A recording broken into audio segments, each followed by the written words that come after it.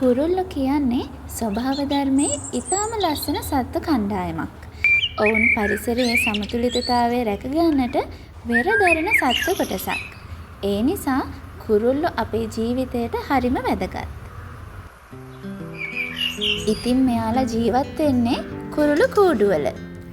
ඇයි කුරුළු කූඩුවක්? ඇයි නිවහනක්?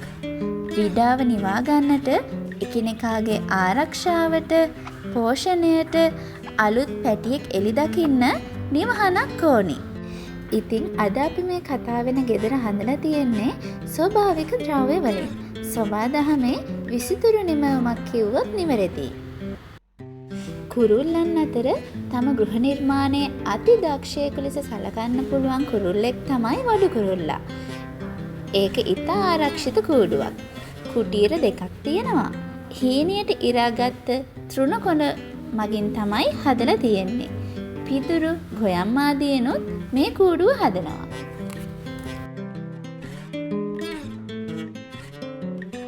ඔයාලා දැකලා තියෙනවද දන්නේ නැහැ.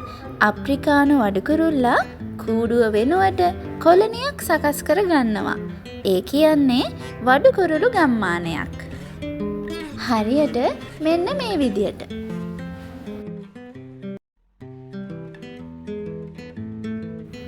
තවත් සමහර කුරුල්ලෝ එකිනෙක පාසි එකතු කරලා කොළ, පුළුන් වර්ග,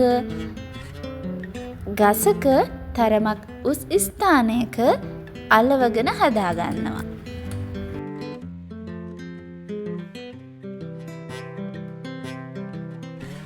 වැහිලිගෙන හා කේට ග්‍රන්ථ ශ්‍රාවයන් උපයෝගී කරගනිමින් මැටි බෝල විදියට සකස් කරගෙන ගල් කුළු මත වැහි පියස්සක ඔවුන්ගේ කූඩු ගොඩනගා ගන්නවා.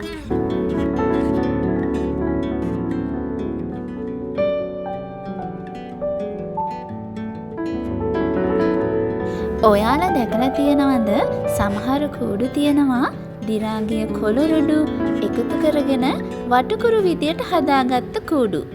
ඒවා තරමක් ගැඹුරුයි. කෝප්පයක් වගේ හැඩයකින් තියෙනවා. සිවුරු හොරා කහ කුරුල්ලා ඒ වගේ කූඩු හදාගන්නවා. පොලොස් කොට්ටෝරුවා, බකමෝනා ඒ වගේම ගිරා විශේෂයන් ඔවුන්ගේ කූඩුව ගස් බෙන්නයක සකස් කර ගන්නවා. අලු කොකා, මැටි කොකා, කන කොකා වැනි කොක්කු ඔවුන්ගේ කූඩු එතරම් උස නොවුනත් යම් උසකින් පඳුරු සහිත ස්ථානවල කෝටු කෑලි එකතු කරලා කූඩු සාදා ගන්නවා. මෙම සුන්දර කුරුළු ලෝකයෙන් අදට සමුගනිමු. ස්තුතියි.